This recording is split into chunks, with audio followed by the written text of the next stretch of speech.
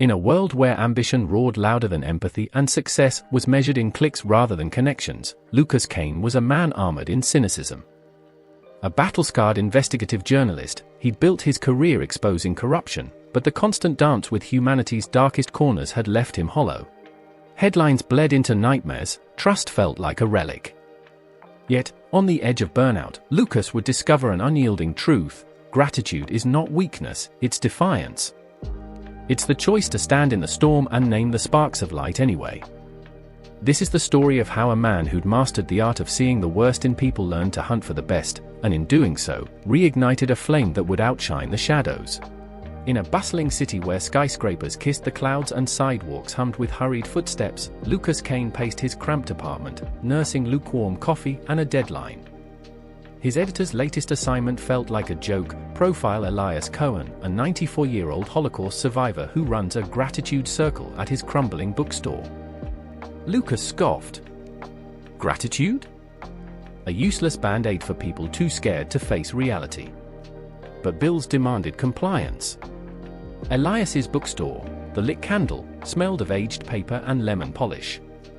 The old man sat in a wingback chair, eyes sharp as a hawk's, surrounded by teenagers, addicts in recovery, and weary office workers. "Ah, the cynic arrives." Elias grinned, tossing Lucas a worn leather journal. "Write 3 truths here every night: what you hated about the day, and what you loved." Lucas bristled. "I'm here to interview you, not join your cult." Elias leaned closer. "You think gratitude's for fools? Try surviving a death camp, then tell me finding joy isn't the bravest thing a person can do." That night, Lucas stared at the journal. Day 1, hated, traffic, my editor's smug face, this assignment. Loved, whiskey. The end. But Elias's challenge gnawed at him.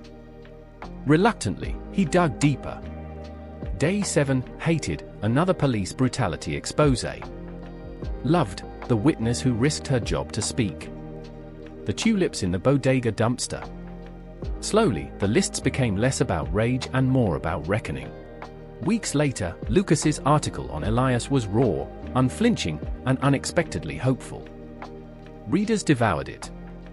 A veteran emailed, "You made me remember my daughter's laugh matters more than my PTSD." Lucas launched a podcast, The Unglossed Truth, blending hard journalism with stories of unsung kindness. He interviewed a gang member turned youth mentor, a CEO who donated his bonus to janitors, a single dad growing sunflowers in a parking lot. The cynic became a curator of courage. When Elias died, Lucas inherited the lit candle. He turned it into a hub for gritty hope, a place where addicts shared poetry, lawyers offered free clinics, and that original journal filled with thousands of inky confessions.